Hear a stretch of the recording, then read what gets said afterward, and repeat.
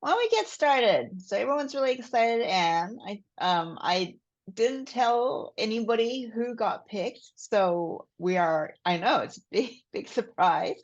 So drum roll, please. If everyone's ready, big drum roll. Would you like to tell me the first person whose book you would like to discuss? But okay, if it were me, I would want to know all three up front so that if I were the next person, I could like prepare myself. But is the group not as anxious as me? And would you like to know one at a time?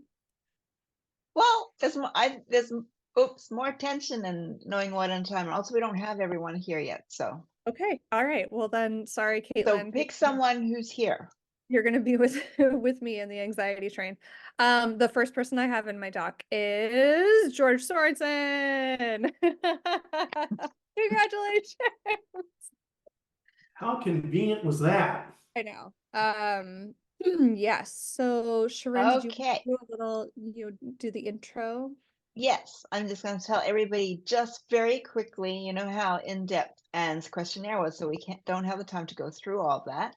But I'm going to read you the 1 to 2 sentence summary of George's book. He's already said that not everybody was here, and also 1 or 2 sentences about George as an author. And then I'll just pull out the things that jumped out to me about this project that might inform what Anne is about to say. So that you're more or less like in sync with what's happening. So George's book, Hot Dish Confidential, that year my friends taught me to cook. His description of it is, I didn't know how to cook, and my friends all claimed they were gourmets and would teach me. This became a year of themed dinners, dating gone wrong, trials and turmoil, and finding romance while winning the blue ribbon for apricot jam. So that is George's description of his book. And then in describing himself, George says that after decades writing in the corporate world for 3M, Boeing, Nike, NASA, Mars program, aerospace, and so forth. Oops, no comma there. NASA, Mars program, aerospace, and so forth. I am now writing books full time. So in addition to that, what I think you guys should know about George is that he is a speaker. He is a Toastmasters Master Award earner. And he has, in the writing of this book, traveled like widely. So he had a good comp, I thought, because he said that anyone who enjoyed Bill Bryson's books was likely to enjoy this book. So I think that helps us set the picture pretty well for us. So, Anne, what did you think? Yes. So the way that I was thinking about sharing feedback on all these questionnaires, because we're going to do 3, but I wanted it to be useful, for the writer themselves and then also for the group at large. So the plan is to kind of highlight some of the things that each person we talk through their questionnaire is doing really well. So you can see examples of sort of like the best practices of book marketing in the wild, and then identify an opportunity of focus that, if the writer wanted to level up their marketing plan or focus on one thing specifically over the next, 6 months, whatever, that's where I would put focus. So that's sort of the the structure. So George has really good identifying of the audience characteristics. He says, who would read your book? Cooks and adventurers, people looking for romance, travel, food, how to deal with well-meaning but disorganized friends. And I feel like that, and also the summary of the book too, gives a really good sense of this sort of, I want to use the word cozy. Like it's like a cozy eat, pray, love is what I'm imagining. With more friendship, less I don't know, less Liz Gilbert. So I think that identification of the audience is really spot on. It's broad enough, cooks and adventures, people looking for romance, travel, food. These are things that a lot of people like, but it's not so broad that it's like, people who ride in airplanes or, someone making dinner for their family. Like, that it's foodies or that. Anyway, that I thought that was great. The other thing that George does really well is his website. So I'm going to try to share my screen. Okay, And one moment. Let me just make sure that that is set up. okay, Yep, off you go. share screen. This one. Okay. Do we see it? Mhm. Great. Okay. So this is a lovely website. It's really simple and straightforward. You know, George Sorensen, writer. We know exactly who he is, what he does. We've got him here. That's great. You've got a little hint in the background of his photo of what he's interested in, music, you know, it looks like art. There's some color there. And then right up top, he's got the new book. And this is sometimes called like the billboard of your website. So I recommend always putting like the new thing that you've got going on here. And then people will scroll down and see, you know, other books by George, that kind of thing. The structure is also something that I recommend to authors a lot. So with the navigation buttons, you've got home, which is where we are now, bio, books, links, contact. So it's just all the things that you need. You can have an individual page for each. And it's really well organized and it all makes sense. We go to books. We've got Hot Dish Confidential at the top. And then his other books down below. I like that little animation there. There was another, okay. Here, excuse me, on the homepage, we've got these top 3 retailers. You know, it gives you a quick, like, 1-sentence summary, but I want to know more, so I click more info. The book has its own page too. So, you know, in the books, it's a listing of all the books, and then you can also go just to this page, which is great because if you want to tell someone about your book, like, you know, George is out seeing people, you know, you can say like, oh, here's the URL for my book page, and they go straight to the book page. They don't get distracted by anything else. And great to have, you know, just a little blurb here shows that somebody has read it. It's somebody else's take on it. So I love the website. We'll talk about links in a second. Here, let me just explain this now, and then I will stop sharing my screen so I can look at my notes. This links tab I thought was really cool. It also gives you an insight into who George is, some fellow writers, artists, and conferences I know and trust. So this is a person who is making connections, recommending people. That's a kind person. That's a thoughtful person. And I think that that is most likely reflected in the content of the book. And, you know, George, like you're speaking to. So just that consistency of like personality and brand, for lack of a better term, is great to see. And then there's a nice smattering of recommendations here. And I'll talk about this a little bit more in a minute. Okay, I'm gonna stop sharing my screen. Okay. You cannot see my notes, right? No, we can't. Okay, good. That's the main thing. Okay, so I think that, you know, as I was looking at your questionnaire, I think that's something that you've got a lot of potential with is sort of a grassroots, like word of mouth promotional campaign. I think the fact that, you know, the book is, I'm assuming Hot Dish, like that's a Midwest thing, right? And it's being published by a Midwest publisher. So you've got that sort of like niche right there. And I think that given the brand personality that I'm seeing on your website, it seems like connecting with people and like recommendations is going to be a good way to get this book out there. So a couple things that you're already doing that I think are great. And so then this is, you know, recommendations for other folks. Endorsements. We saw that blurb from a fellow writer on the landing page. that's a great way to, so not only are you getting like a sentence from someone about your book that you can use in like marketing materials, you could put it on your Amazon page, you could put it on the back cover of the book. You're also getting a connection. And so when your book comes out, you're going to reach out to your endorser, say like, thank you so much. Here's a finished copy of my book.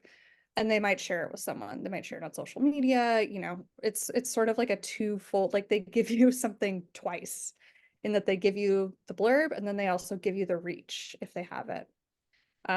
So I think that's a good way to think about endorsements as it serves the reader and then it also serves you.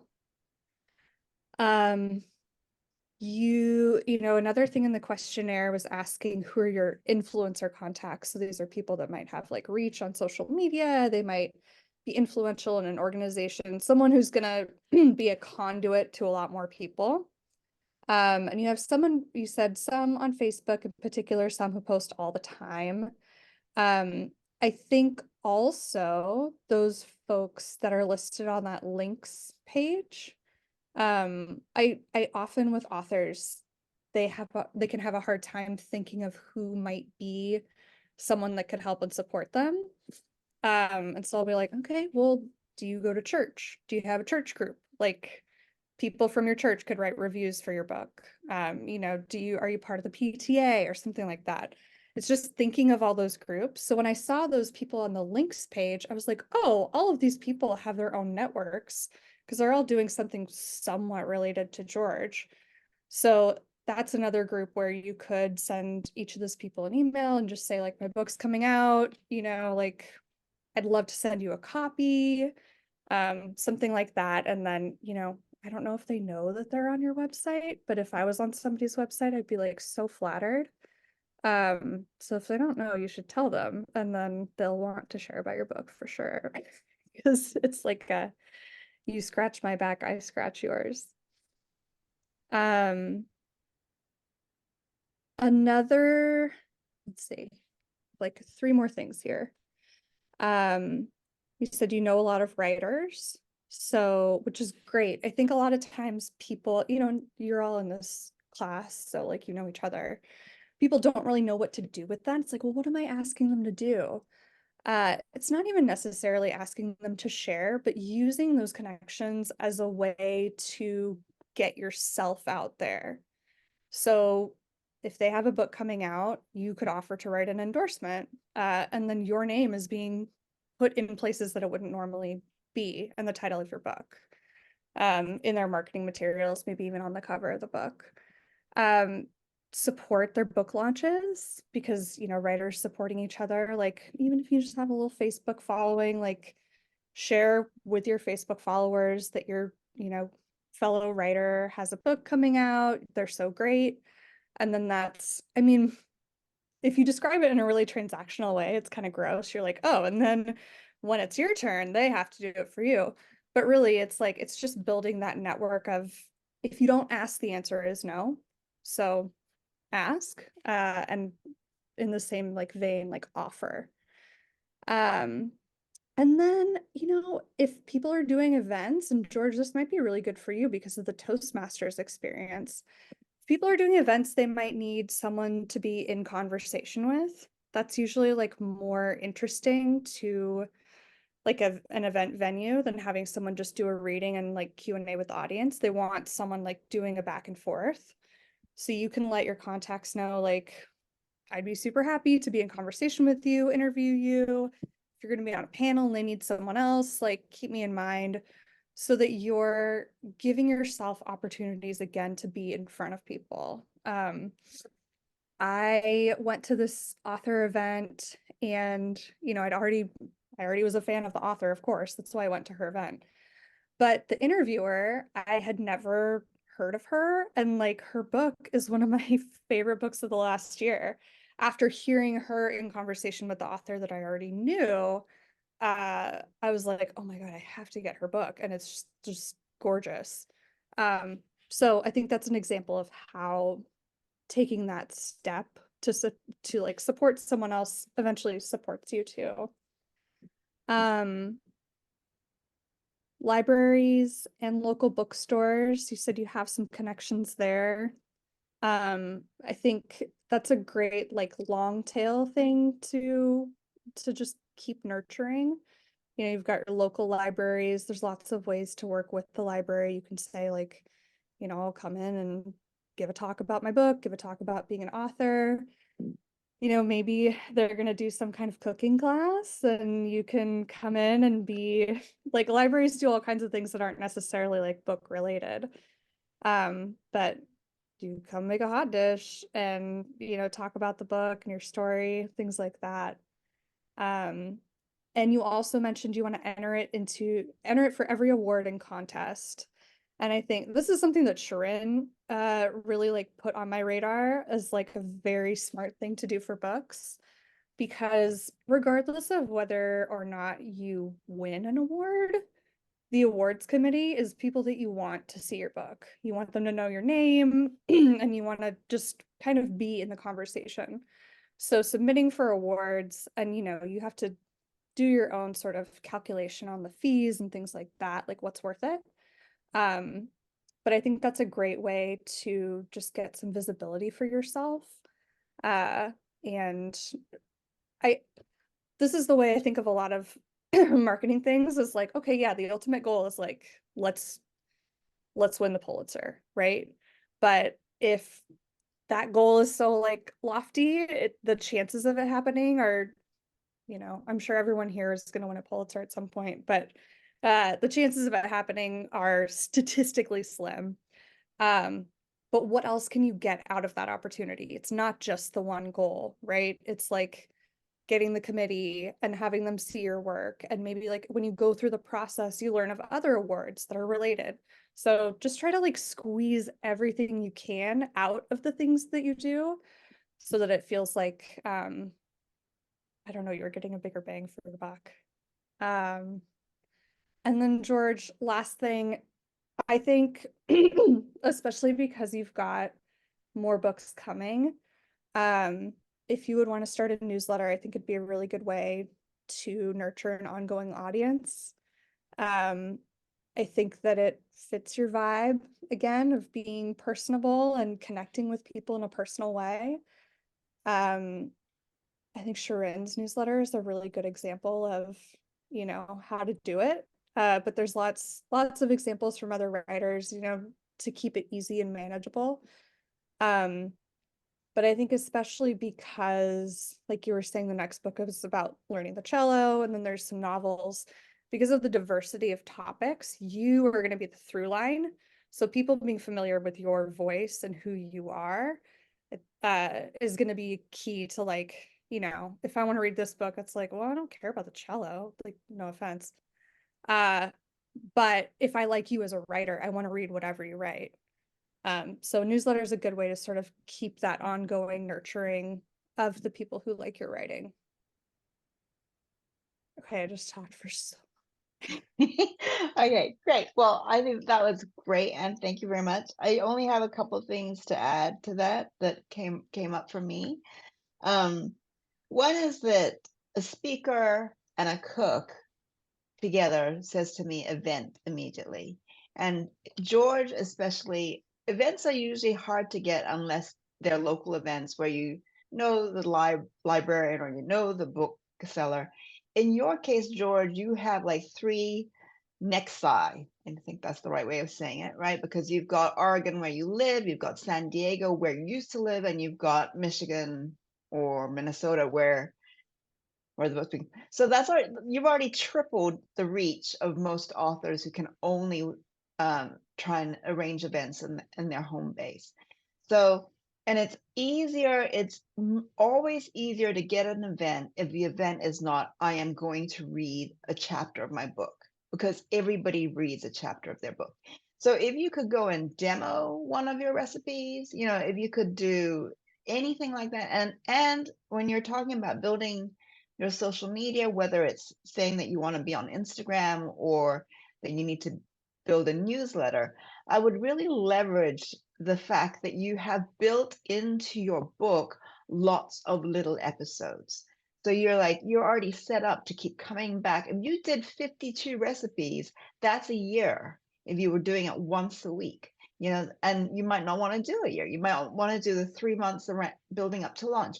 Whatever it is, you've got lots of opportunities to hit again and hit again and hit again and hit again. So I would really think of that. And if it's hard to get other people to give you events, then you go and make your own events. Like go and get a stall at some of the regional farmers markets and cook a dish with a book behind it at a farmers market. Do you see what I mean? I think that to me, I always like to think, what kind of person do we have and what kind of book do we have? And then how does that mash together? And if you're a speaker and you've just written something about learning how to cook, I would say go out there, have fun with it, and cook for some people. And you're a member of lots of associations. Go and tell them not, oh, I want you to give me an event so that I can promote my book. Turn it around and make it sound like you're doing them a favor. Oh, I would really like to help you cater your next blah blah blah. And then you have some back of room sales. So, all right. I love that. Thank you. I think we'll hold questions all from everyone till the end, George. So if you have any, just please make a note. Otherwise, someone's going to get compressed in this. So, Anne, who would you like to discuss next? Next, we have Lynn Rankin Esker. Sorry, can you say that for me? Esker is right. It's like Esker. Yeah, you got it. Thank you. Yes. Okay, Shirin. Okay. Let's hear the spiel. So Lynn's book is Alerted by Recent but Erratic ESP Skills, an inept organizing expert investigates the attempted murder of her client. In this cozy mystery series, 42-year-old separated Izzy Bishop, a combination of Stephanie Plum and Dr. Siri, imperils her sister's organizing business, complicates her love life with unexpected romance, and saves the client. And then about Lynn herself, Lynn is part of several amazing critique groups, a member of Sisters in Crime, and writes a blog that occasionally goes viral. Her first novel, the YA My Paperback Kate, The Unlikely Odyssey of a Bookworm, self-published, was a finalist in the 2014 San Francisco Writers Conference contest and a 2014 Kindle Book Award semifinalist. And apart from that, the things that I think Anne might make use of, the thing in particular is Lynn's blog, which seems to be pretty well established, and that she seems very comfortable with. And then it might be a red herring, but this is a mystery, so I'll throw it out there. But that Lynn is married to the head coach of the Stanford baseball team, who is willing to use his reach if she will only include baseball in her books. Apparently. Baseball mystery. What are your thoughts? Yes, I love the premise of this book. I think it's so fun. And I feel like the organizers maybe like a little bit of yourself just looking at the bookshelf behind you. It's very organized, which I love. I love I don't know. Yeah, a good spreadsheet, etc. Okay, so things that Lynn is doing great. One is that you blog super regularly and your blogs are great and they get really good engagement. I think as a writer, showing people that you write like on the regular is just I don't know, it almost sounds like too simple, but it's a really good way to keep connecting with people, to let people into your life and your process. I think especially with fiction too, because it's like you're creating these worlds that aren't real until you create them. But the thing, again, like, kind of we were talking about with George, the thing that's the through line is you. And so, when I was reading through some of your blog, it's like, okay, she's like always doing baseball stuff. and then I just got a good sense for your life and how you approach it was sort of like a sense of humor, is what I got, and just like finding joy in sort of the everyday. And I'm sure that comes across in the book too.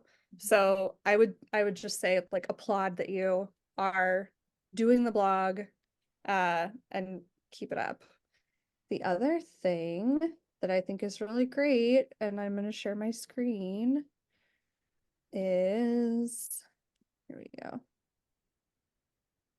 You have an Amazon author profile. Can people see this? Yes. Okay. So this is the thing with Amazon. Well, there's so many things with Amazon. But one of the things with Amazon is just playing their game and working their algorithm. So sometimes it doesn't even matter what you put in a spot as long as you put something there. It's almost like checking a box. Like Amazon has a list of things that you can put on like your product page. Product page being like the book page. And if you just like do some of them, even if they're not ideal, it's going to boost the book in the algorithm because they see that kind of extra content. You're optimizing for SEO, and then you're just showing that there's like some activity and attention too. So I think that's a good kind of general tip, is just if you're the one in charge of your Amazon page for your book, make sure that you're using all of the available, I don't know, places that they have for stuff, content opportunities. And then another thing on Amazon that you can do is create your Amazon author profile, which Lynn has done here. So you've got your bio, you've got your books here. When you go to the book page, you will see, well, this is an Amazon glitch. This kind of thing happens all the time where it's like double. I wouldn't worry about that. But you can see her photo here. You can choose follow, which, oh, look, I don't even have to explain this. Get release updates. So if someone follows you on Amazon, every time you publish a new book, they'll get an email about it, which is kind of cool. And that doesn't happen if you don't have an Amazon author profile. So if we go back to your page, you can also, oh, you know what? You can also link your blog here. I forgot that. I would do that for sure because you have a great blog. I think you can link your X account here too, which is like, I'm kind of refraining from commenting on X/Twitter because I don't know, you can tell why. And your bio.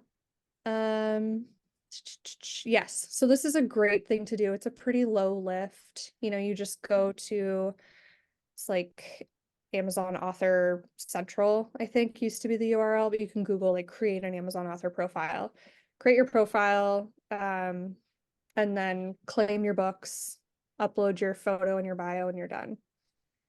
Okay, stop sharing. So those are two things that I think are just like, you're going gangbusters. I think that for this book, a huge opportunity is book clubs because of like the topic, the reader.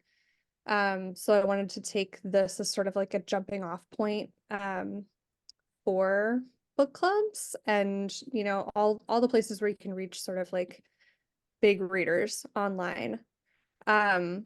One other other thing, so the way I wrote it in my notes was platform cleanup, and I thought that was funny because the book has an organizer in it. I was like, okay, it's apropos. My question is, you have the blog but you don't have a newsletter. Is there a reason why the blog doesn't go out in a newsletter? I don't know that I've ever understood exactly the use of the newsletter. Okay. I have people follow the blog, so there are a lot of people who just get it automatically in their email. I would be curious to understand more about really how newsletters are used. Yeah. Well, so I don't think you need to. looked like you were on WordPress, I think. Mhm. And actually I'm gonna share my screen again. Because I got your website up and there was just like, this is why I marked it as sort of organizing your platform rather than just like start a newsletter, is so we've got your website here, which is beautiful. You've got your subscribe thing, so you are collecting emails for, you know, what you could use as a newsletter. You've got your books, all of this here. You're linked to your author page on Amazon, which is awesome. And then I go to the hamburger and I find blog. And it's, so here you've got the list of your blog posts, which is great. And then I click on one and it takes me to a new site. Like you see it opens in a new tab. So it's like, it's separate. And then we've got kind of a different version of you here. It's a different format. And you have all your socials here, whereas on your website, you have just a few of the socials. Mhm. So I think there could just be a little bit more alignment or like integration of the blog and the website, if that makes sense. And I haven't built anything in WordPress in a really long time, so I don't know all the nitty-gritty of like integrating that, but I think there has to be a way that you can make it so it's not taking people out, because I think people are probably finding your blog, like you said, it goes viral sometimes, Mhm. and they're not necessarily finding your website. Like you've got it here, but if Mhm. your blog was connected to your website in a more cohesive way, I think they would find more about you. Does Got that it. make sense? Yes, yes, absolutely. Okay. Um, okay, so then let's talk about book clubs. Oh, sorry. You were saying what's the purpose of a newsletter? So basically, like the RSS feed is great, which just means that people who subscribe to, you know, their blog, you get a notification when there's a new post. Kind of like I was saying with the Amazon page, if you follow an author, they publish a new book, you get a notification. Mhm. The nice thing about a newsletter is that everything is so algorithm driven now that really the inbox is almost like the last frontier of like, you know, remember when like Instagram used to just be chronological? And like you didn't get served things based on like what it wants you to see. Um, it's sort of like one of the last places where you can reach people in a consistent way. You know, you might get sent into a different folder, but you're reaching your audience instead of having them have to come to you.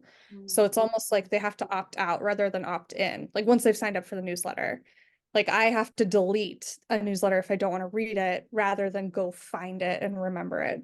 Mhm. So I think that's kind of the number one thing about using email or newsletters, is that your chances of reaching someone are just higher. And I think if you're already doing, like, so with George, I was like, maybe you should start a newsletter if that's something you want to do. Lynn, with you, you're already doing all the work of writing the blog posts. Mhm. So like to me, it just seems like, okay, if you were in people's inboxes, like Mhm. why not just send your blog post to that list of people who have signed up on your website? And then that's like, you know, a few more people. Excuse me. Okay, so this is the cozy mystery, which is like book club bait. Uh, this is what everybody wants to read and just discuss. So there's a couple ways, you know, when you have a book that would be really good for a book club, and it doesn't have to be a cozy mystery, it can be, you know, whatever. There's so many niches too that if you know there's like, I don't know, alien romance fans or something who have book clubs, like, and that's your book, then this applies to you too. There's a lot of ways to reach those people who are just sort of like power users of books. Mhm. Mhm. So one thing is you can create a reading guide, which is like a discussion guide for your own book. And like you'll see these like, you know, when you read like a Ann Patchett or like Sue Monk Kidd or something, like in the back it'll be like, here's for your book club. And it's very coded to like you know, if you're sitting around with a group of people and you need jumping off point questions, you could make your own. You can make it as simple as you want. You can dress it up as like a PDF and just have some questions to get people talking about the book. And then there's websites. Maybe I'll send Shirin a list of links after this, but readinggroupguides.com is just like the most basic URL. And you can upload a reading guide for your book there. So if someone's looking for a book for their book club, they might go to readinggroupguides.com, see what has you know, a guide for it, and choose that book. It's another thing too, if you're doing any kind of like events, you can offer, you know, like, oh, and I'll give you the, you know, the download, I'll include the download code for the reading guide in my presentation and just have the QR code up on a screen if you're using a screen, something like that. Also good for, you know, teachers, librarians, anyone who's going to be able to use that extra content. So it's kind of a way to shuffle your book a little bit more into like, wouldn't this be easy for a book club to read? Like, you should read in your book club. Another way to get in front of readers online is through Goodreads and Storygraph, which is newer. So Goodreads, should I explain what Goodreads is, or are we familiar? Explain the newer one. I'll explain the newer one. Yeah, so Storygraph is trying to take everybody from Goodreads because people are getting mad at Goodreads because one, it's owned by Amazon, and then also they have pretty lenient policies around who can leave reviews. Basically, there's a lot of review bombing happening, which is, I mean, I wouldn't even say a lot, but it is happening, and it sucks because people will sort of gang up on someone and leave a ton of negative reviews, and Goodreads just sort of doesn't do anything to address it. So there's like issues with it, whatever, but I use my Goodreads account all the time. It's how I keep track of what I've read, what I want to read. I have friends on there that I see what they're reading, and I give a little comment or a like. You can run, oh, and so Storygraph is basically like a new platform doing the same thing. It's like tracking your reading list, sharing the books you're reading. I think there was someone here who's using Storygraph, but they mentioned it in their questionnaire. They were like, okay, so you were posting Linda, yes. You were posting updates about your writing, or was it about what you're reading? Just about what I'm reading. Yeah, I don't know if there's a good way to address writing on there, but I've tracked my reading on Storygraph for a few years now. So yeah, I just keep it updated about what's on my TBR or to be read list, what I'm currently reading, and when I've finished reading, and like what my star ratings and stuff are. So I have that under my author pen name. So if people wanted to follow me and see what I'm reading, they could do so. Okay, cool. And are there like groups you can join on there? I know Goodreads has that. I don't use that feature, but is it pretty similar? Yeah, I think there's like a communities group, and I think that's kind of just getting started. They have a free version and a paid version, and the paid version I think rolls a lot of stuff out in beta to test it, and then it rolls out to the free version. I only use the free version. I think the communities are under the paid like premium tier right now. And then they also have like reading challenges, so anybody can create a reading challenge and other people could join it. So like if I as an author wanted to say like, these are the romance books I want to read this year, or like, you know, I want to read a queer romance and a POC romance or different things like that, I could create a challenge and like other people could join in and we could share what in those categories we're reading and different things like that. So it's pretty cool. There's also a lot of like user submitted information about the book, so you can put like trigger warnings, you can put like if it's a fast-paced, slow-paced, medium-paced book, and like if it's funny, if it's heartbreaking, like you can add different adjectives or key terms to it to kind of describe what the book is, in addition to doing like just star ratings and stuff. That's really cool. That does sound kind of better than Goodreads. It's getting there. It's not as widespread as Goodreads for sure, but I really like it a lot. And Goodreads, Amazon finally has integrated it into the book shopping experience on Amazon. So you can, like, I'm always getting prompted in my Kindle, like, do you want to review that on Goodreads? Like, oh, you just did it in your Goodreads. Do you want to do it on Amazon too? So there are benefits to that as well. Thank you for explaining that, Linda. As an author, you can also run a giveaway on Storygraph and Goodreads as a self-published author, or, you know, if you have a publisher, you can ask them to do that. And that's a good way to, so one, we were talking about this with the Pulitzer, right? Like the goal is like to have people like get your book, right? But there's so many goals that stack up toward that. One is if people enter, they're going to get notifications about the book. So let's say you're giving away 3 copies and 30 people enter. 30 people can get a notification, you know, like let's say if you do it before the book's on sale, they'll get a notification when the book is on sale. Or I get all the time, there's a giveaway for a book that you marked as to read. And then I'm like, oh, cool, I'm gonna enter that giveaway. And like, I think I've gotten 2 books.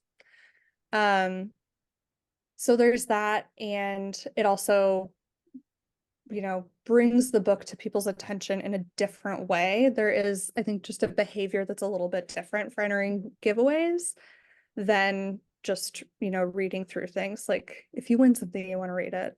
And then hopefully they'll review because they're invested in it as well.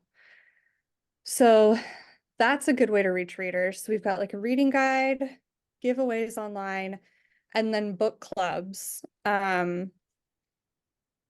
There are a lot of nuances around like pitching your book to a book club. Like I wouldn't want to like, let's see, you see a book club meeting at like Starbucks and then you just walk up and you're like, hi, I'm an author. Would you like to read my book in your book club? It's a little like maybe not like the right vibe.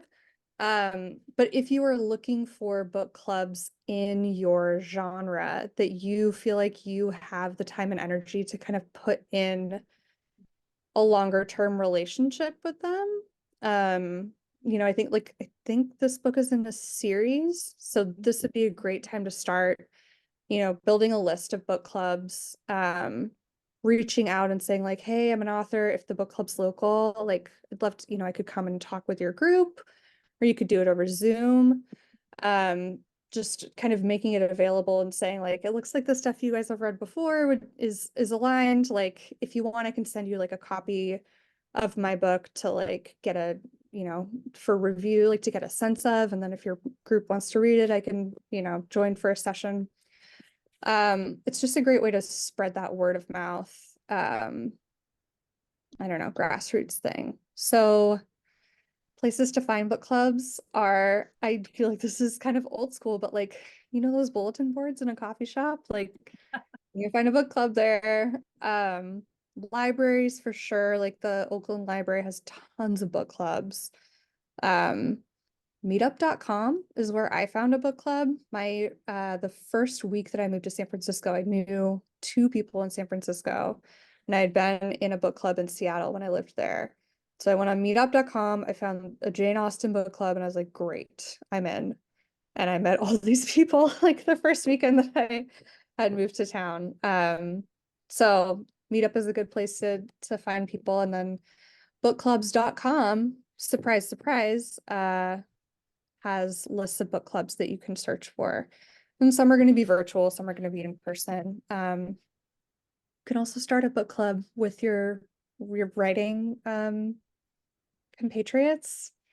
And I don't know, it's like once you take some kind of action like that, things sort of start to happen. Not to be all like manifesty the secret about it, but if you're putting out there what you want to happen, then you're going to be in a place where things can start to come to you, you know, that are in line with that. Okay. Okay. Thanks, Thank you Anne. so much.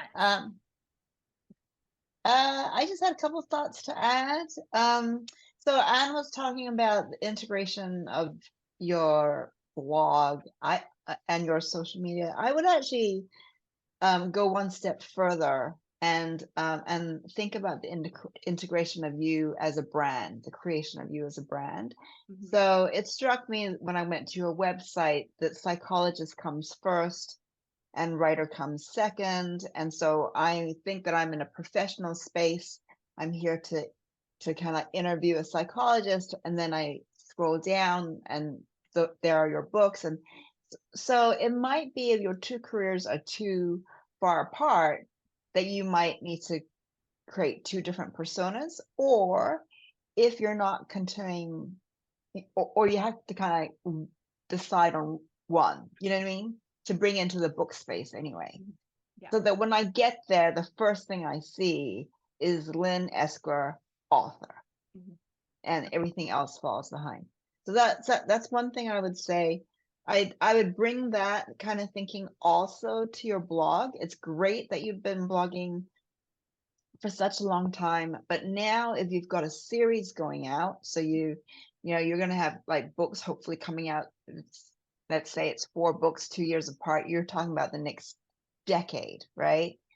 So for the next decade, you want to really be focused on growing the readers for this particular series.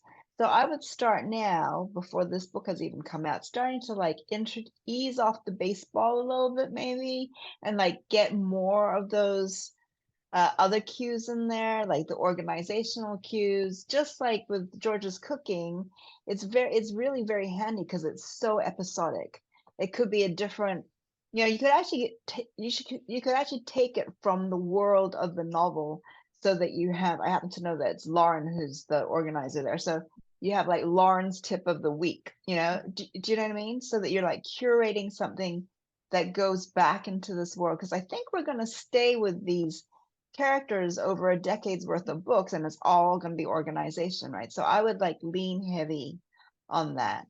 I'm not saying to cut everything else out to zero, but I would kind of definitely think about putting the needle like in one direction. This also answers the question about why a newsletter is actually different from a blog. The newsletters can be used, and I used to use them this way, and then I kind of got lazy lately, so they're just like almost verbatim the same as my blogs. But they can start with a blog, or they can start with something else and lead into your blog, and your blog kind of becomes a sweetener for the newsletter, why someone might want to read it or read you. But it gives you like a wrapper so that you can now add on other kinds of information.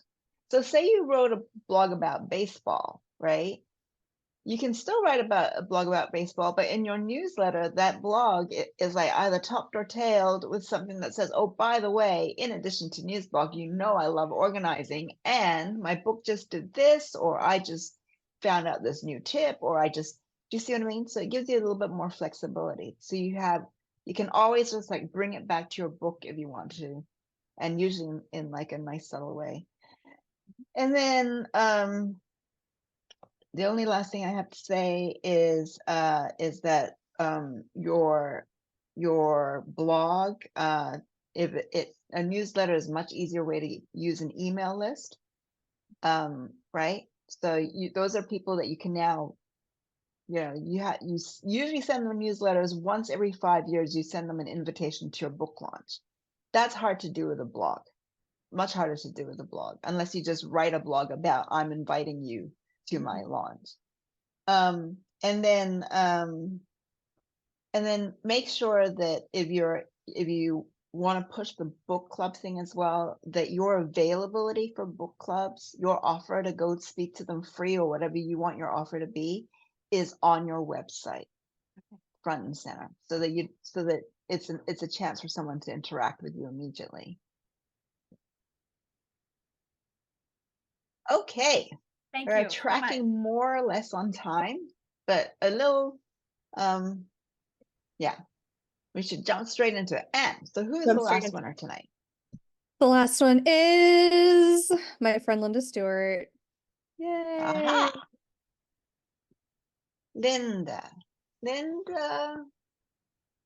Linda's book. Sparks fly when an uber nerdy nurse and a pragmatic librarian team up to revitalize their small town library by bringing fantasy role-playing games to their community. Love and games collide in this rom-com about rolling dice, taking chances, and overcoming the monsters of the past. and about Linda,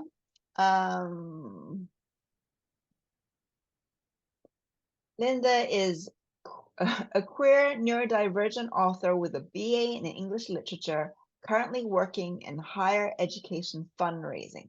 Based in the San Francisco Bay Area, she's been playing and running role-playing games for over 7 years and written multiple Dungeons and Dragons campaigns and adventures. And this is so not my world. I'm like, I hope D&D is Dungeons and Dragons. I might have guessed that wrong. Good. All right. So yes, but one thing not mentioned here is that Anne might also find interesting is I think that Linda also has some strong connections with libraries, being a member and a volunteer with her local friends of the library and on the committee for the library fundraising as well. So she's at least got good connections for her own library. That's great. Thank you for doing that. Also, the volunteering. We love libraries. Okay, I want to read this book right now. I am not a role-playing game person. I did start playing the Harry Potter video game, which is open world, and it's really fun if you're a Harry Potter fan.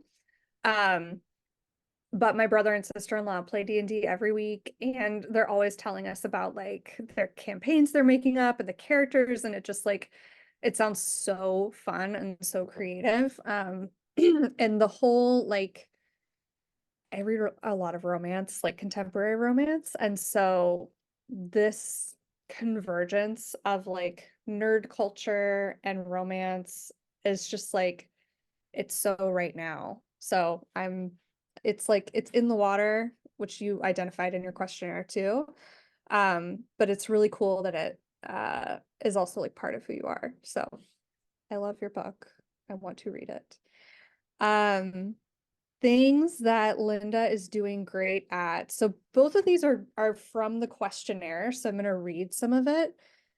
But first, you have a really clear vision of what your goal is for a successful, being a successful author and having a successful book launch, which I think, well, here, let me read what you said. And then I'll expound on it. You said, I want to be part of the brigade of authors who are writing nerdy romance novels. I also want the book to find readers who will find joy in seeing themselves reflected on the page. I don't need my book to be a major bestseller or even make me enough money to quit my day job. I just wanted to give it the best possible platform to find its audience. And then you also answered what a successful book launch looks like. Book launch at a local bookstore. So like, that's so specific and general at the same time in the best way, because you've got a clear goal that you're like, I want to have a book launch party. That's something that like, if you have that goal at the end, you can back out to it. It's like, okay, get to know the person at the bookstore, find out what their event schedule is, see if you need to organize a panel, like all of these things. Like it's very like understandable and breakdownable. Like I feel like Lynn can make you like a Gantt chart or something about it. But then also success to you, it sounds like, is really connecting with people, helping people feel seen, and feeling that connection yourself. That's what I was reading from your response. And I think that is something that's like, it's one of those goals you can always achieve, and it also will kind of keep you as like a North Star on what you're doing. We talked I was in another one of Shirin's, I think it was your writers group last week. Another Zoom call. We talked That about was a class, one of my classes. That was the class. Yeah. Sorry. We talked about like if you have a vision board for your book and everything kind of goes on the vision board, all these disparate things. What's the mission statement in the middle of like who you are, what your book is? And I think this for you is a really good mission statement, and it can be played out in so many ways. Like maybe that's hearing from a friend that their cousin read the book and they were like, oh my God, I've never read like a role-playing romance. It's so cool. You know, like that is going to be really meaningful to you. Or it could be all the way to like, I saw my book in the bookstore and, you know, I know that people are buying it there because I talked to the bookseller and they said they sold 2 copies this month. So it's something that's just kind of constantly attainable in a way that will like keep you motivated. Which I think is really important to have sort of that like positive feedback loop for yourself. Okay, and then the other thing that I think you really have spot on is knowledge of the existing places to find your readers. So here's a little bit of what Linda said. Who will read your book? Dungeons and Dragons players, fans of Baldur's Gate 3, fans of web shows Critical Role and Dimension 20, Lord of the Rings nerds, library supporters, gamers. Like this is like, it's a demographic, you know, it's very specific, but also it's not just like, you know, people who love Baldur's Gate 3. It's like, well, yeah, but who else? Like you went to the who else. Even to the point of like women in their 30s, millennials in their 30s.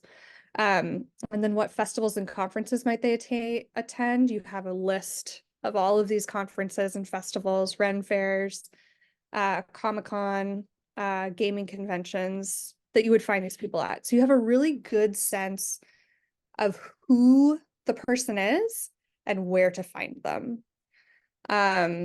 So my like focus points, I think that I would recommend for you is finding ways to make in-person connections, because I think it's both going to be really meaningful. And you said in your questionnaire, and I think this is true, that this is going to be like a word of mouth book. I'm trying to remember. There was no, I can't remember it, so I'm not even going to talk about it. There was another romance I read that it was just like buzzy. Everyone was talking about it, and I was like, oh, I have to read that. And then I did read it. So I feel like this is in that category for sure. So focusing on making in-person connections and then finding ways to connect to these established communities. And this, you know, applies to anyone whose book has any kind of, you know, George, if it's like people who have lasagna parties, like, you know, how do you tap into that existing audience? So for the in-person connections, I mean, if you want to go to some cons and events, I totally think you should. I think this is another thing where it's like, you know, everyone's going to have a different level of like, how much can you travel with your job? You know, what are the budgets and that kind of things. But you don't need to like have a booth, right, at a place and have like copies of the book and sell them. There's lots of creative ways to get a lot out of these events. So you can apply to be on panels and host sessions and be an actual like presenter at the convention, and sort of leverage your experience in the genre with this unique facet, which is like you would be the writer in the room. Like that's cool. That's different than the other people there. Carry around postcards with you that have a QR code or link to your website, where people can read the first chapter. So, you know, right away, it's like, oh, cool. Yeah. Read, you know, your book sounds rad. Like when I read the summary, I was like, I want to read that. If there was a link to read a chapter, I would have read it right away. So I have a feeling that when you connect with people and you explain what your book is, they're going to want to read it. And that way they have something to take away with them and they can read it right away. You know, they could save it in their phone. If you're waiting for like a meet and greet line, they can start reading it. You can, around these conventions, and I mean, I'm really not an expert, but there are a lot of parties and networking events. And just go to those and like, just enjoy yourself. You know, I think part of it is because you're in this community too, there's a lot of authenticity in the way that you would interact. You're not just there to be like, okay, I just want to sell my book here. But it's like you want to be there and you like this topic so much that you wrote about it. So I think that's a good direction for everyone to kind of lean into, is like focus less on like gotta make the sale, or like what you have to do for the hustle, and more on like how is this like a reciprocal sort of relationship that's like feeding you and you're feeding it at the same time. And then if there's online groups, like if you meet a couple people and they're like, oh, we have a Discord, you should join, like take those IRL connections and bring them online, and then you can expand in that way. It's good to know that you have the library connection. I had a couple ideas for libraries. For bookstore stuff, definitely offer to sign stock. Everybody should be, making connections with your local bookstore. Once you have a copy of your book, bring it in. Say, this is my book. I'm a local author. I'm happy to do events if you are. Happy to sign stock. Like, let me know. I would love to just be I'm part of the writing community here. And it's, everybody needs content and they need programming for their events. So you can also offer to be on a panel or interview another romance or fantasy author, kind of like I was saying to George, like to get yourself in front of other people, offer to be in conversation with another author. And then with the library, like if there's programming that you could support and plug into or even create around, like Shirin was talking about, if there's a cooking demo, or you can go to a farmer's market and just have a booth and do a cooking demo and have your book there. I mean, same thing for like, is there a D&D group at the library, or is there like a gaming night or something like that?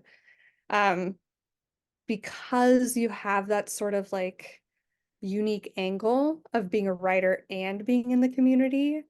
If I were doing library programming, I would definitely want you there because it would just be really interesting for people.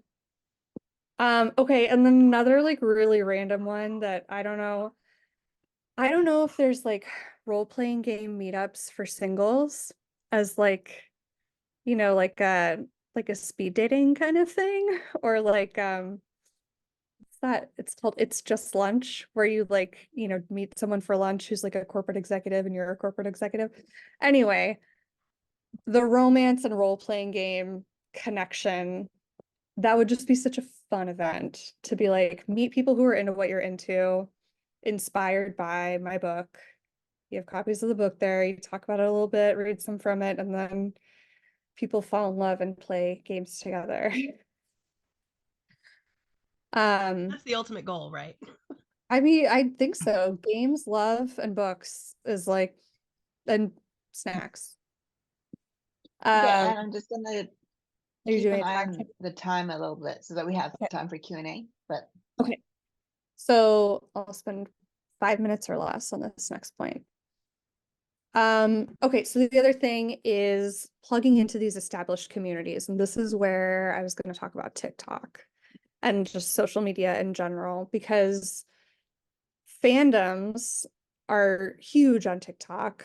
It's one of those platforms where you can get really, really niche real fast. And so it's a good place to look for content that's inspiring, to see how other people are talking about books that are like yours. And then if you want to jump in, create your own. I think you are on TikTok as a book reviewer. And all of this applies to Instagram too, and Facebook. But Book Talk is huge right now. Book Talk is huge for romance and thrillers in particular. So if you have a romance or a thriller, definitely at least download it on your phone and start looking at hashtag Book Talk. And you'll see the kinds of content people are creating. It's like, if you like this book, you should read this book. Here's what I read in a month. People jumping on trends and creating videos around trends. I don't know. To me, it's all like very overwhelming when I think about creating it, but I think engaging with it, there's no harm. If you have your profile and people know that you write these types of books, and you're commenting on the content they create, at least you're like in the mix. One thing for you in particular, Linda, you might want to reactivate your Substack. I saw that you had one started, but it looked inactive maybe. Because this is like a little bit in the weeds. TikTok's algorithm makes it really hard to, I don't even know who I'm following. It's so structured on what videos it recommends, and it's very content based. So like I have been watching so many videos about Love is Blind because I'm obsessed with the show. And so now all I'm getting served is like, it's either dog videos or Love is Blind because it knows like what I want. It's true. So I have no idea who any of these people are. I'm just looking at the videos based on the content. And every once in a while, something will pop up and it's someone that I follow. So whereas like on Facebook, you know, newsletters, Instagram, it's a little bit more like, oh, I follow, you know, this person. I follow Brene Brown. And so you know that when you see her post, like, yes, that's why I'm following her. It's kind of like a reverse algorithm. I'm going to stop talking about it because it's confusing. But TikTok is a good place to funnel people away to somewhere that you are consistent, which I think would be the Substack. With all the talk about newsletters tonight, I think it's just, if people like what you do, you should make sure that they get stuff from you rather than people who are like you, and getting them out of TikTok and into your newsletter is a good way to do that. Okay. Okay. Okay. I don't have a you. That lot was to all add on this great. one. We had like this same idea about if this was the word of mouth book, then how can you pass on that word of mouth? You want to think of as many ways as possible to facilitate that. So a first chapter sampler might be a good thing, but it might be, you know, not knowing more about your book, it might be something fun. Like you might go all the way so old fashioned as a charge key if you can find like a really good, funny, specific charge key that just like increases your chances of that person like handing it on and going, oh, John, you might like this. You know what I mean? You're kind of really looking for that path, that word of mouth path. Regarding talking on panels, as Anne was saying, if that sounds intimidating, because I know that a lot of people are intimidated, then they kind of start off thinking, well, there's no way that I'll ever be invited. First of all, that's not true. Everybody who's ever been on a panel got invited for the first time once. So it's not true. But it's often, not often, it's sometimes easier to get the moderator's spot. So especially if you've got like, you know, years of facilitating these groups and these games, you can leverage that and say, you know, I've been doing this for so long. I know all these things about the industry in general. I would be a great moderator for you, and you know, and I come free, whatever you want to say. But and then once you get in there, you get to know the people who are running these conferences. And the next time you come back as a panelist, the next time you come back as a feature, you see what I mean? You keep like getting one step up and one step up and one step up. And then I don't know enough about this whole world, but I would wonder, like, if you've been doing this for so long, whether you have collected email lists for your gamers and stuff that you could then parlay into something else, right? A lot of times we're not aware of how many people we are actually really are connected to, and how they would really love to support us if we gave them a chance. And you could combine that with the fact that it's often easier to get an event. You said that your big dream of success is to actually have a book launch in a bookstore. Well, again, as I said to George, much easier to do if your book launch is not just reading from a book. And you have all this experience where you can say, if you give me the premises for your bookstore and you're here to sell the books, I'm going to bring 40 gamers with me, you know, on such and such a day. And and then create your own event and set it up so that whatever you guys are playing, there's some element that ties back specifically to your book. You can use some of your books as prizes. You can use like, you can step it up so like some of those surreptitious word of mouth hands-on charge keys are actually distributed as door prizes. You're just like getting it out there. And then last but not least, what Lisa called the street team. It seems to me that you might be connected to a community that you've been close to for a long time now, and that community might be really tight. If you have a tight community and it has like you have quite a lot of soldiers marching, you can make a huge difference. Because if you ask everybody, will you do me like these? And I've actually had author friends like send them out like as a list. It's my launch is coming, for everything I've ever done for you in the past. I'm now going to ask you these 6 things. 1, will you go to your local bookstore and ask for my book by name? Right? Because at the very least, it pings onto a bookseller's radar that this book is out there. And while they're ordering 1 for your friend, they might order another 2 to see how it goes on shelf. Do you see what I mean? So you want to ask for the book sale. You want to get that same person when they come back to pick up the book. Don't have them mail it. Go and pick up the book from the bookstore. Get them to ask the bookstore whether they will do an event. She's really great. She would love to come do an event for you. Which have it. They're much more likely to say yes to one of their clients than they are to a strange author that they don't know, right?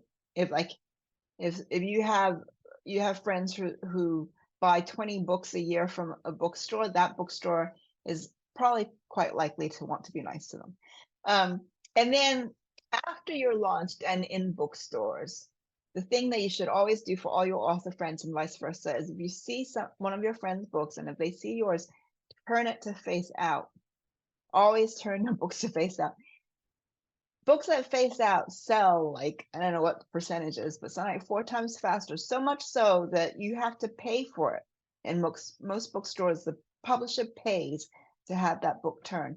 So if you just have a little army of friends walking around turning your books out all through your launch week, it can make a difference. So. All right. Now, does anybody have any questions for Anne? George. On Facebook, I understand there's 2 kinds of pages. There's the personal page and then there's a business page. Is that correct? And if so, Yes. do I have to have, can I get by with a personal page or do I need both that and a business page?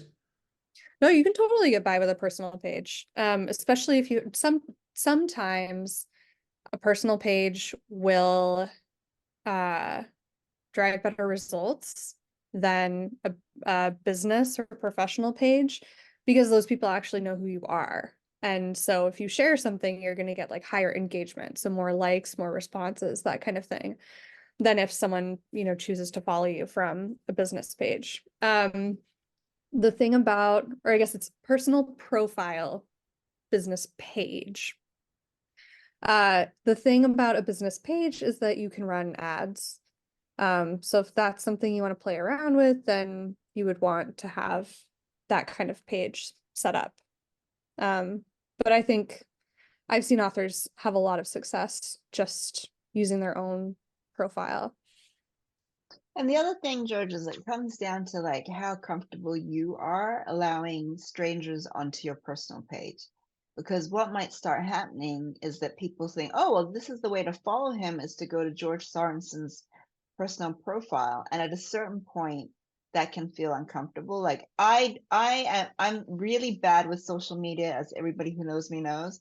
And so I don't have a professional Facebook page, but I pay for that by having to turn down people all the time who want to follow me onto my personal page.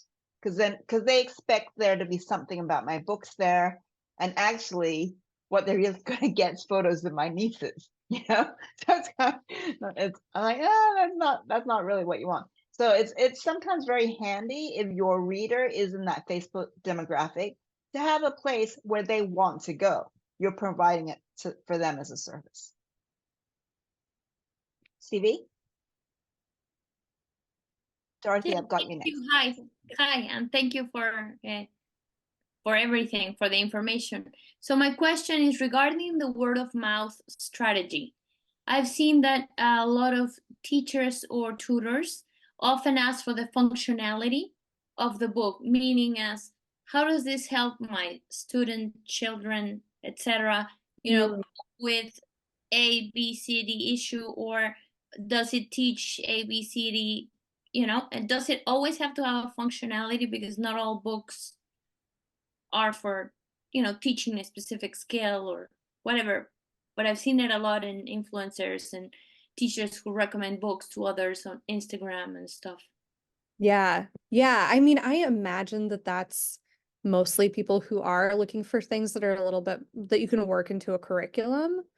So whether it's for, kids or teens or even like, an adult college course, they're going to want to know, like, why can I justify this as part of a curriculum? So what, you could have, I don't know, Where the Wild Things Are, and you could talk about imagination and Freud or something, like that, that could be a functionality for it.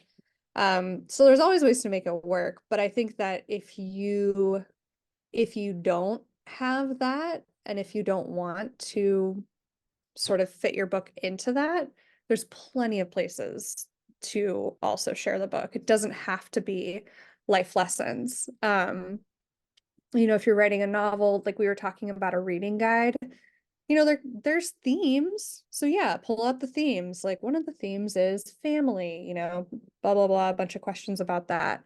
But I think sometimes you can get too into the nitty-gritty of like, what reading level is this at? Or, what part of the Common Core curriculum is it speaking to? And that's just not going to be appropriate for every book. So I think it's kind of part of word of mouth is good, but like part of that is that people can self-select in and out of being your target audience for word of mouth. Right. But it also comes down to how you're selling your book and what your marketing strategy is. It's like if my marketing strategy was like, I absolutely need public school librarians, or then to get the public school librarians, I'm going to have to invest in that. And the easiest it's usually not that expensive. There are writers and evaluators out there who can actually write you a teacher's guide as a separate document, and then you can actually use that not only to support your book, but as a word of mouth thing. You can, once you have that written, a lot of times they don't expect that to be fancy. That can just be photocopied. So it's a very, cost-effective way of instead of handing out free copies of your book, you hand out free copies of your reader's guide, and people flick through it at conferences and stuff. And then if they find it interesting, what they see in the guide, they come back to buy the book. So you have to decide whether it's important to you, whether very specifically school librarians, are they important to you? If the answer is yes, I would think about it. If the answer is no, I'm selling to the parent, don't worry. Dorothy? Unmute myself. Oh, okay. I'm sorry about this being kind of a freshman question, but I would like it if you could comment a little bit. It sounds from everything I've listened to tonight that it is the author's responsibility to sell the book. So if you go with a traditional publisher, what exactly are they doing? Nothing? I mean, do you come up with your own marketing plan and just say, this is what I'm going to do? And they go, yeah, I'll take your book. How does that work exactly? I know. Well, it's funny. I mean, that's my day job is I'm a senior marketing manager at HarperCollins. So I do work all day, but it's I wasn't meaning to be insulting. I just no. That's yeah. A lot of what I do is making sure that our sales team knows how to sell the books to retailers. So like one of the things that you get with a publisher is distribution. Like that's huge versus, self-publishing, or depending on the size of the publisher. Like that your book is going to be in bookstores, but your marketing team at the publisher is the one that's basically like I'm selling the book to the sales reps who sell it to the bookstores. Okay. So I provide like a lot of materials for that. You know, we work on like the descriptive copy. Usually a publisher will run ads, which is like, you know, kind of sounds like the bare minimum, but ads for your Yeah. book is good. You can definitely be published by a publisher and not do any of the stuff we talked about tonight. For sure. It definitely happens. I think the way that I frame it is like, if you put all the work into creating this, it's obviously really important to you. And so you want it to reach as many people as possible and sort of have the best, like not only get the book in the hands of people, but have the best possible publishing experience for yourself. Like I think about that a lot too with the authors I work with. It's like, how are they going to get something out of this? This is a momentous like occasion, is like publishing a book. So how can we make sure that it's like fulfilling and impactful, because I have to, you know, sell books. Yeah. So all of this stuff is in addition to what the publisher does, which is, yeah, reaching a lot of sales reps.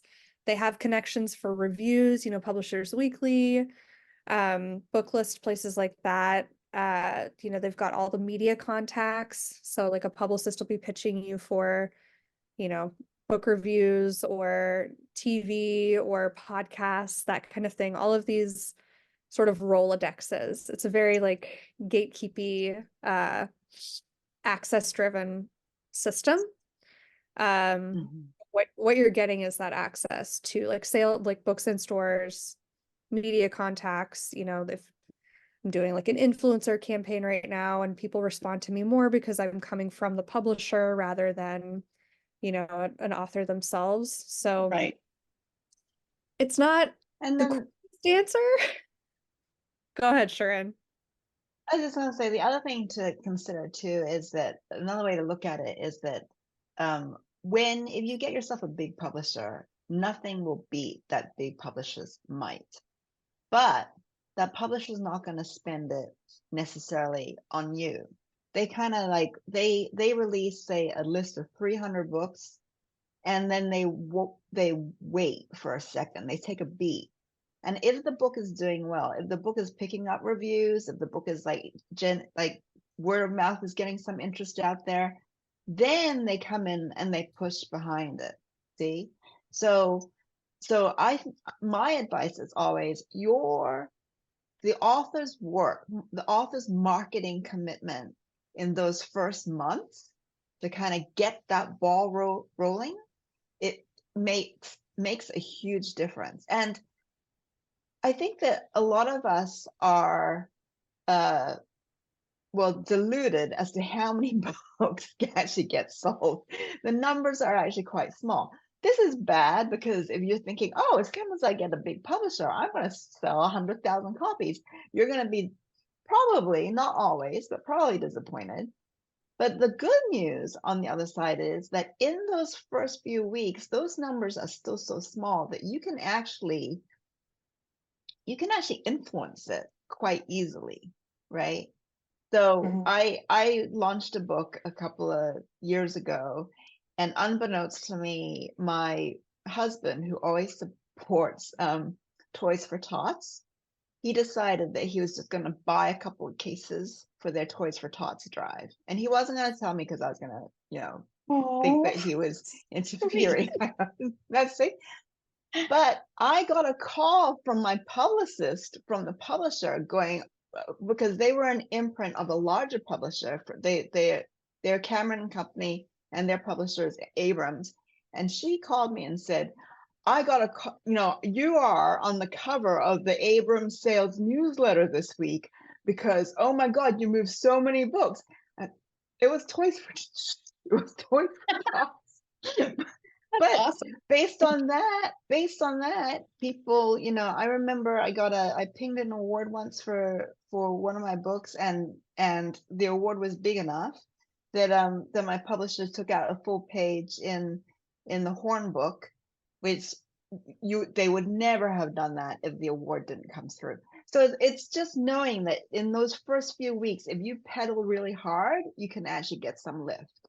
And then if you get that lift, the big publishers can do it in a way that, you know, I was a publisher myself, so I really respect the satisfaction that comes from creating a book, but it is, I think, undeniably easier to do it with Random House's checkbook, you know, Yeah, instead yeah. of mine. So, yeah. Is it backwards? Maybe I'm thinking about this backwards. I want the book to build my platform to advocate for domestic violence victims. Is that backwards? No, I don't think. No, because it kind of juggernauts, you know. It's like it kind of like it's backwards if you think that you can get there from a standing start. You're going to have to like push that book a little bit and get it rolling. But once that book gets rolling, one of the great things, you know, the word author comes from authoritas, right? Same root as authority. Everybody will immediately believe that you are an authority because you have a book. That is what starts to happen once you publish. And that gives you the authoritas to then advocate for the cause that you want to advocate for. So, okay. Yeah. Thank you. Yeah. You're welcome. We're kind of a few minutes past time, but does anybody have any last questions before we jump off? Okay. And thank you so much. Thank you for having me. you This so was so much. Thank you. Thank fun. you. Thank you. It was Bye. so great reading all your questionnaires too. It's such a cool group. And you're all really lucky to have each other. He's Yeah, really well, talented. Thank you Next for your time time. you're in Lake Oswego, drop by. Okay. I'll tell my parents to look out. I'm like, look out for the guy walking around with a bottle of wine. That's George. All right. Thanks, everyone. Thanks Thank for you. hanging in Thank you, there. Shirin. So Good much. night. Thank you.